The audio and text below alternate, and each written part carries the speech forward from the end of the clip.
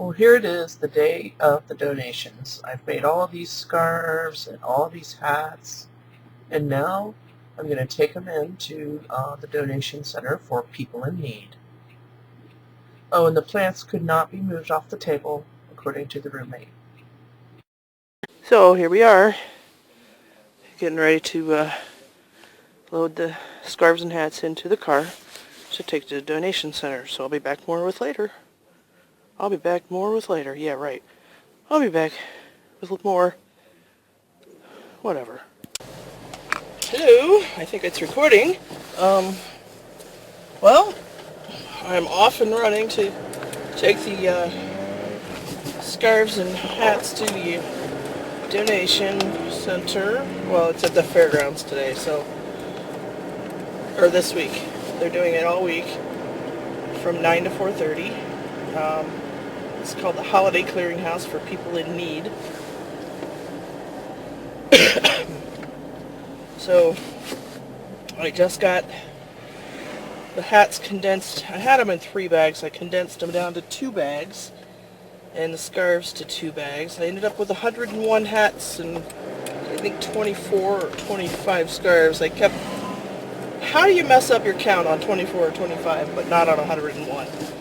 Well, I guess because I was writing down the ones in the 101, but not on the scarves. Go figure. But yeah, the back seat's full of the bags. Can't really move this very well. I have it attached to the windshield so it's nice and steady. Oh, and I left the window open, so you probably got some wind there. Sorry about that. So, excuse me, that was nasty. I'll get back to you when I get there. The sun is making me sneeze. To show you what's going on, so I'll get back with you in a few minutes. See ya. We're almost there. You'll see the sign here. Just a second. Oh wait, you won't be able to read it. Never mind. It says Penn Holiday Clearinghouse, December 1 through 9. I don't think you can go in those gates anymore. Oh, you can. Oh shoot, I should have gone in those gates. Well, I'll come back around. There's another gate here.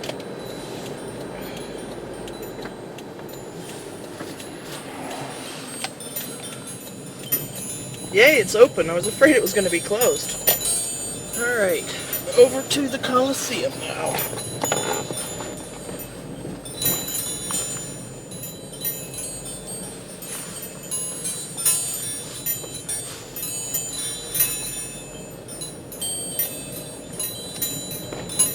I would expect to see some cars here. Oh, yeah, cars. There we go.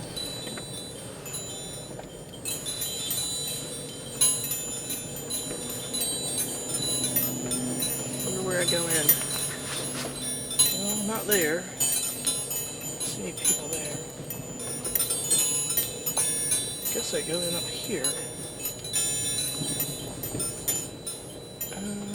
Looks like there might be a sign on that door. I'm really sorry about the wind chimes. It's just hard to drive and a slow place and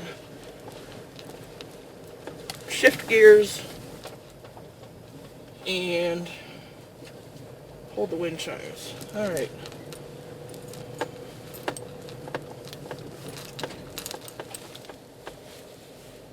Gonna turn this off.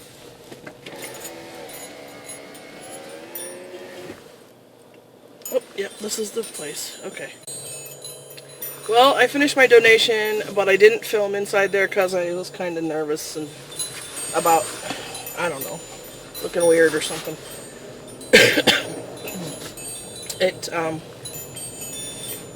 They were very, very appreciative. They took me back to the clothing room, which was filled with tons and tons of coats and scarves, and not a ton of scarves, but a ton of hats and mittens and gloves, and which I'd love to be able to make.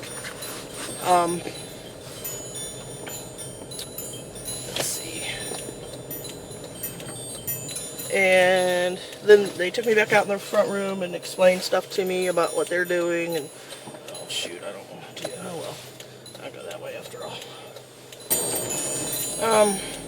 Anyway, they had an area for food, which I took a picture of and I will insert.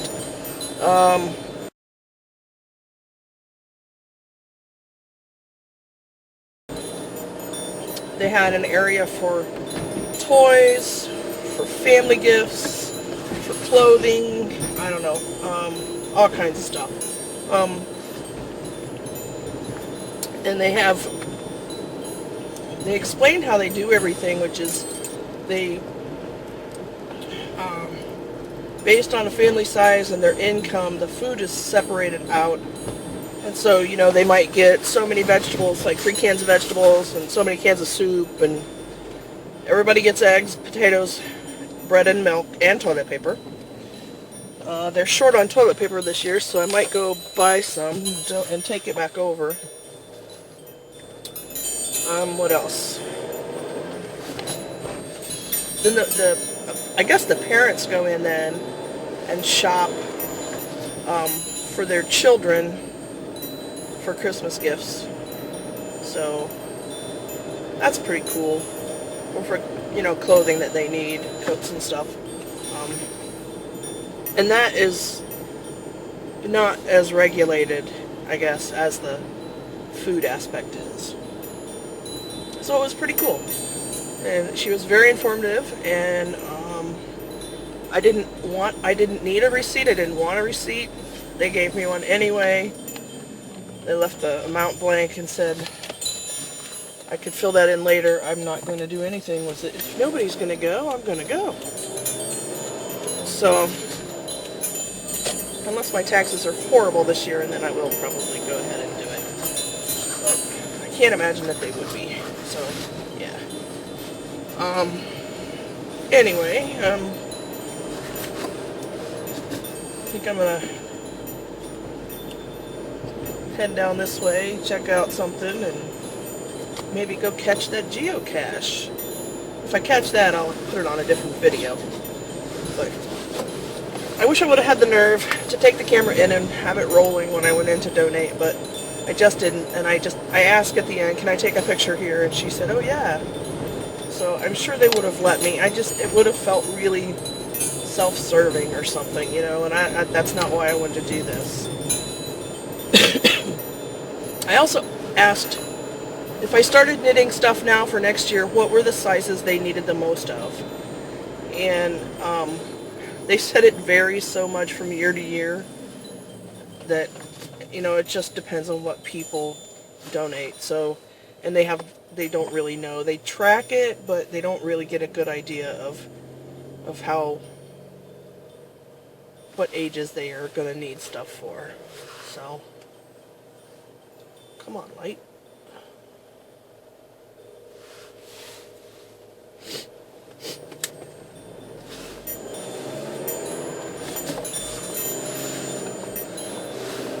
You know what could happen? This whole vlog could end up being like totally crap and I might not load it. Wouldn't that suck?